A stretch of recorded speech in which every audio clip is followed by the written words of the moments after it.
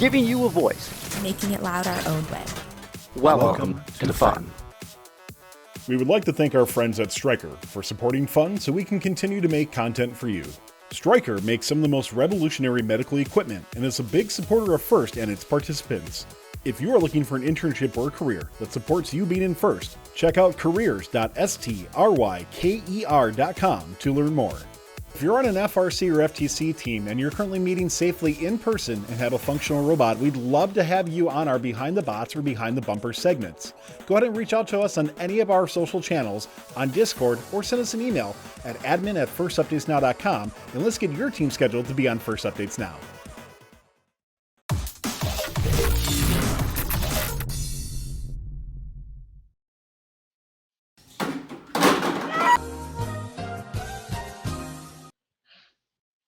Okay, for those of you just tuning in, joining us on the show tonight is Team 6165 MSET CuttleFish. They're a ninth-year team from the NorCal region and have consistently scored high.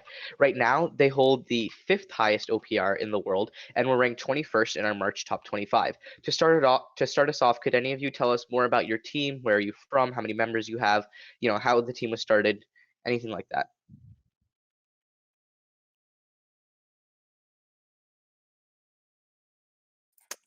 So yeah, we're a school team from Saratoga, California, and most of the members on this team are actually from I started with the MSET program. The MSET program has traditionally 4 FTC teams, but this year we have 3 FTC teams, and the current CuttleFish team that you're seeing right now, is kind of a mix from all those other 3 teams, and yeah, so what we have going on right here is a relatively new team, I'd say, but yeah, 9 years old, I'd say that's about accurate. Okay, and how many members do you guys have? We have 15 members total in this team. Okay, and wow. that does lead to some interesting challenges in coordinating everyone, organization, dividing work. But with some careful planning and management, we get it done. Yeah, awesome. All right. So next off, let's of course jump into your ultimate goal robot, which is by far one of the highest scoring robots in the world. How do you come up with this robot design? Could you talk about why you went with such a simple design instead of trying something crazy like turret or dual side intake? I think a lot of our inspiration, of course, came from the early season robot reels, specifically gluten freeze. I think we took a lot of our inspiration from that, but we also had a few design goals that we wanted to implement. A few were to make driving as easy as possible. And I think we had this interesting dichotomy between wanting to design for in-person because we didn't really know what's happened, but also for remote. Because the reason we didn't go for a more advanced thing like a turret is I think we thought that we didn't need it in a remote environment because we could just turn. But then again, we didn't go for vertical ring intake because we were also kind of designing for in-person because we didn't feel that in-person there would be any rolling rings situations. Mm-hmm. Yeah, awesome. And then I guess one thing I want to lead off or, go further into that question is day one, right? As soon as Ultimate Goal is released, what's your guys' process? What's going on in your heads? Do you guys have a team meeting as soon as the game's released, a couple hours after? What's it look like? So yeah, we actually did have a meeting, I think the night of the reveal. Mm-hmm. And we, the discussions were mostly centered around the shooter, actually. I think intake might have come second, but the shooter was our first one. And I think we had a lot of inspiration from, I think, an FRC game. I think Joseph and Alan can probably elaborate on that a bit more. But yeah, we started looking around for different places to get a shooter done. Awesome. And then how does it go with your other teams? I know when we interview big teams like all the Vandergrift teams and things like that, when we've had them on the show, we ask how their team dynamic is or club dynamic is as soon as the game's released. Having 2 other FTC teams, how does that work with you guys? I mean, I think this year was just kind of special because of course, COVID. So of course, all 3 of our teams just kind of met separately on Zoom. Mm-hmm. So we didn't really have that much interaction between the other 2 teams while we were designing and figuring out first prototypes. Sure. Okay, let's get on to your vertical intake then. So I love absolutely how quickly your intake knocks the rings down. It seems like just as soon as the ring touches it, it's just knocked flat down immediately. Do you want to talk a little bit more about how are you able to design it? Any prototyping you did or anything else that you think was important?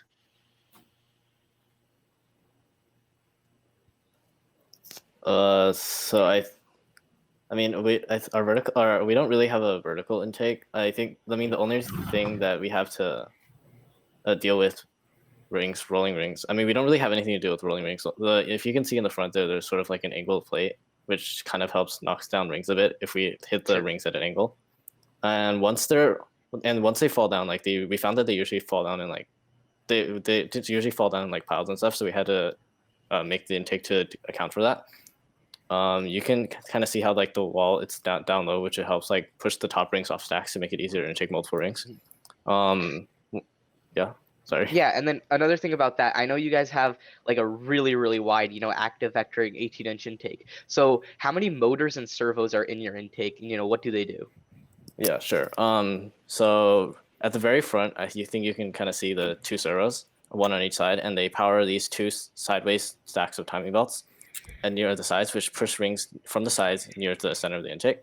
And then there's two motors that power everything else. So there's a system like timing belts and gears. They power a bunch of timing belts on the bottom, which serve as a conveyor, but they're not super groupy, so they allow rings to slide side by side easily. They also power the front roller thing of wristbands, which grabs rings and sucks them in.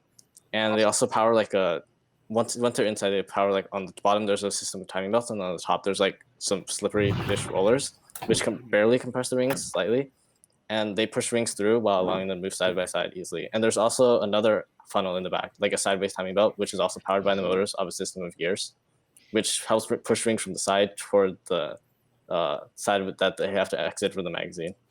So I'm sure you guys must have your intake must be really loud with all of those gears and belts and everything. I know ours can get quite loud too.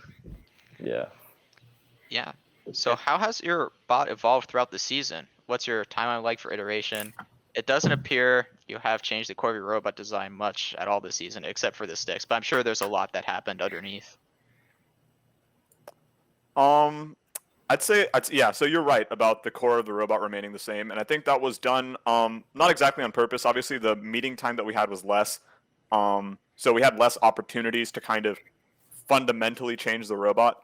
And so working off of what we had, I think our intake is by far the biggest thing that we've had iterations to. At the start, we actually had a passive funnel, which, as Joseph mentioned at the end, there's this little active timing belt that would, funnel rings towards the mouth and then to the magazine.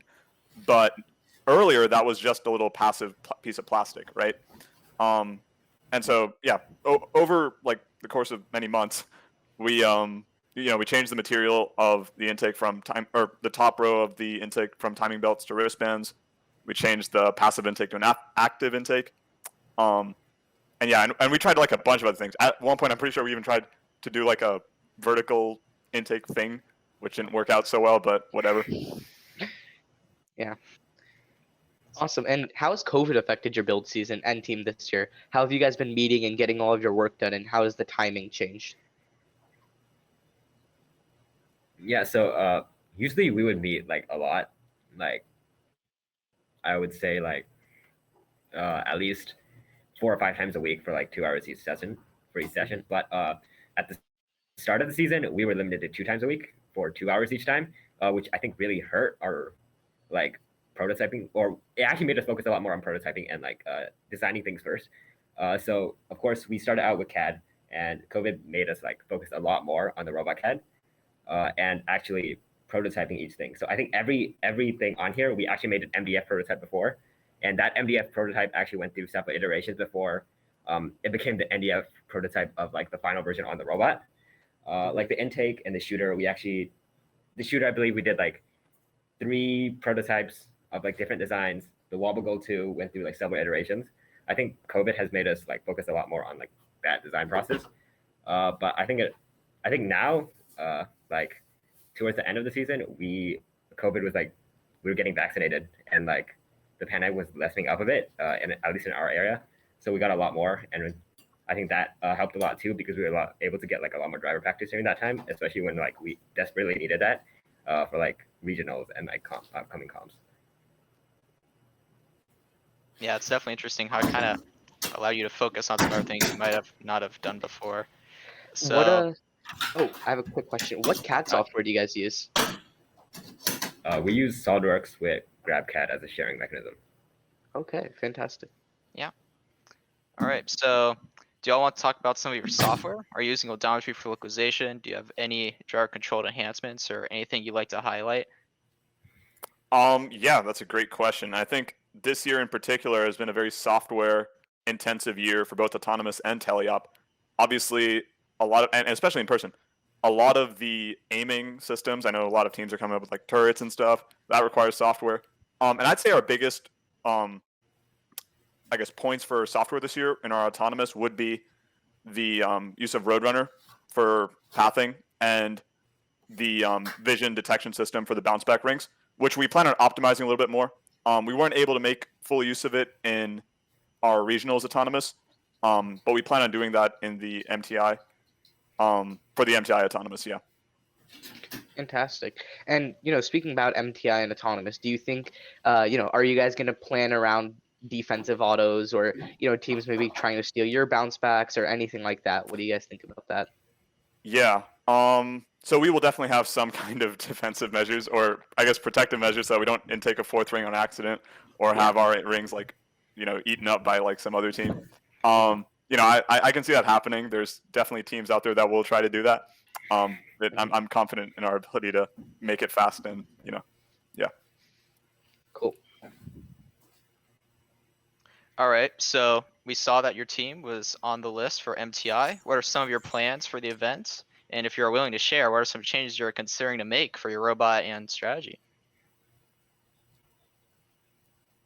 I think I can share this, but I don't think we're bringing this robot.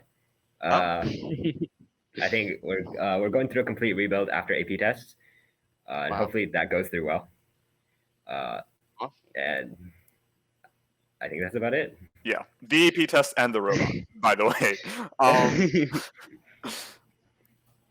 Wow, definitely look forward to seeing that rebuild. I'm sure it'll be really cool. Yeah, definitely. So before we get into the audience question, is there anything you guys want to plug? Where can teams contact you if they have more questions, things like that?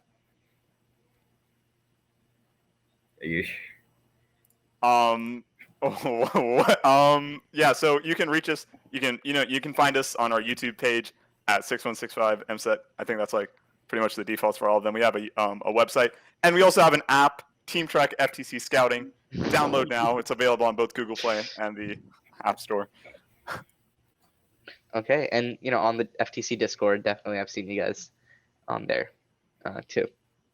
Okay, so our first audience question is from arc_BL, and they're asking, how do you split up time between physical prototyping and CAD work? So we touched on this a little bit, but probably want you to go a little more in depth. I think like a lot of the physical prototyping is we did it in person. Mm-hmm. So, and then CAD work was just done at home. So whenever we had time, we just finished the CAD and then we'd have it manufactured. And when we were in person, we could actually build it and prototype it. So what do you guys build out of? So you prototype from MDF, and then what do you mainly build out of? For our drivetrain, the two main biggest parts are, or three I should say, are aluminum, polycarb, and 3D printing material. Okay. So fantastic. Yeah, so like the intake would be made out of polycarb. The drivetrain and shooter are made out of aluminum, and everything like green on there is 3D printed. Okay. Awesome. So another question, how does your intake not jam when intaking 3 rings at runs? Of course, like you mentioned, like some of the rings go into stacks when they hit the intake. So how do you manage that? How do you intake those stacks? And that's from Luigi7. Yeah. Yeah, so basically the way the intake works is you can kind of think of it as like 2 sections. There's the big wide thing in the front that sucks rings in, and then there's the internal transfer part that deals with the rings. So the big wide thing in the front, it's like it's made of wristbands that it can pull in stacks easily, and it doesn't really care about like if the rings are like in piles or like in a awkward rotation. It just sucks them in, and the internal part deals with that. So as you can see that there's an actually I don't know if you can see it, but there's an active funneling belt at the very back. So when there's two rings side by side or something like that, one of the rings will either get pulled in by the belt first and go in first, or like one of the rings, if the other ring is closer to the inside, it'll go in first. Like, so one of them will always go in first, like no matter what. So that's how we prevent jams. Okay, fantastic. And Kate7083 asks, "What's your robot's name?" I think I've seen it on the sides, but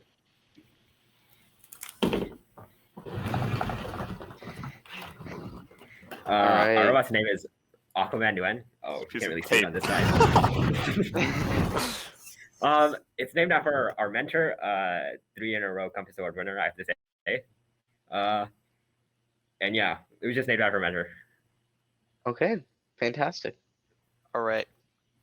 So another question by the Real Simpleton is, why do you guys switch to Roadrunner? And yeah. So why do you guys use Roadrunner?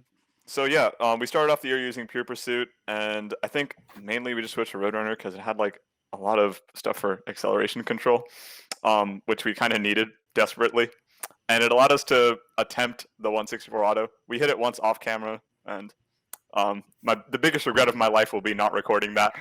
But yeah, I'd say Roadrunner helped us a lot this season, and obviously we still have so much work to do on PID tuning and making sure that we can reach the full extent of its capabilities. But overall, yeah, I'd say I'd attribute a lot of our autonomous and tally-up success to Roadrunner. Okay, and the Real Simpleton has 2 more questions. What do you guys think about multi-threading or optimizing loop times, and how did you make your auto so fast and consistent?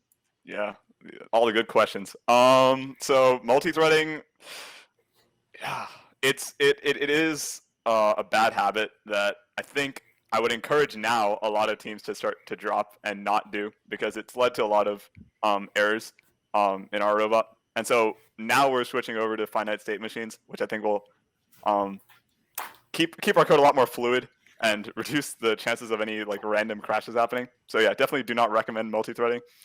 And yeah. Okay. And how did you make your auto so fast and consistent?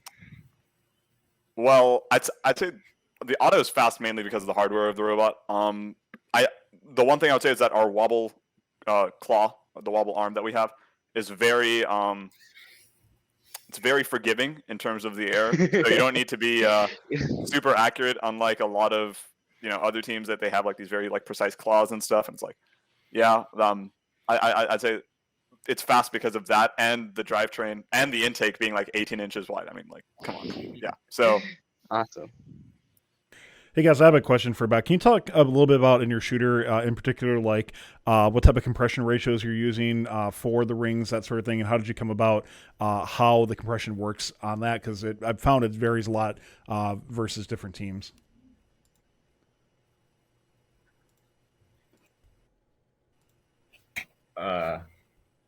So our compression is about I think 0.3 inches at the start, but it levels out at the back to make sure like the rings go straighter.